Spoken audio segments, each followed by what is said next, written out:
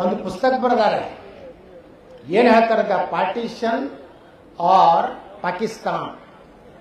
ಅದ್ರಾಗ ಹೇಳ್ತಾರ ಬಾಬಾ ಸಾಹೇಬ್ ಅಂಬೇಡ್ಕರ್ ಅವರು, ಭಾರತ ವಿಭಜನೆ ಕಾಲದಲ್ಲಿ ನೆಹರು ಮತ್ತು ಗಾಂಧಿಗೆ ಹೇಳ್ತಾರೆ, ಏನು ಹೇಳ್ತಾರಂದ್ರೆ, ಭಾರತವನ್ನ ಇಬ್ಬಾಗ ಮಾಡುವುದೇ ಆದರೆ ಭಾರತದಲ್ಲಿರುವಂತಹ ಕೊನೆಯ ಮುಸಲ್ಮಾನ ಪಾಕಿಸ್ತಾನಕ್ಕೆ ಹೋಗಬೇಕು,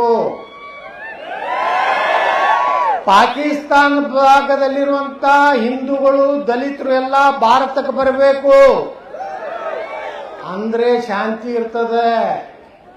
ಇಲ್ಲಿ ಕಂದ್ರ ಅವ್ರ ಕಲ್ಲು ಒಗೆಯವ್ರೆ, ಅವ್ರ ದಾಂಧಲೆ ಮಾಡವ್ರೆ. ಇದು ಯಾರು ಹೇಳ್ಯಾರ, ಯಾವಾಗ ಹೇಳ್ಯಾರ? 1944ನಾಗ ಬಾಬಾ ಸಾಹೇಬ್ ಅಂಬೇಡ್ಕರ್ ಅವರು, ಆ ಪುಣ್ಯಾತ್ಮ ಇವತ್ತು ನಾವು ನೆನೆಸ್ಬೇಕು.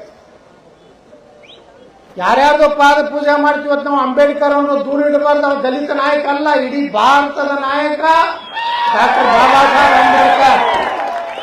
ನಾ ವಿಧಾನಸಭೆ ಒಳಗೆ ಈ ದೇಶದ ದುರ್ದೈವ ನೆಹರೂನಂತ ಒಬ್ಬ ಅಯೋಗ್ಯ ಪ್ರಧಾನಮಂತ್ರಿ ಆಗಿದ್ದು. ನೇತಾಜಿ ಸುಭಾಷ್ ಚಂದ್ರ ಬೋಸ್ ಈ ದೇಶದ ಪ್ರಧಾನಮಂತ್ರಿ ಆಗಬೇಕಾಗಿತ್ತು.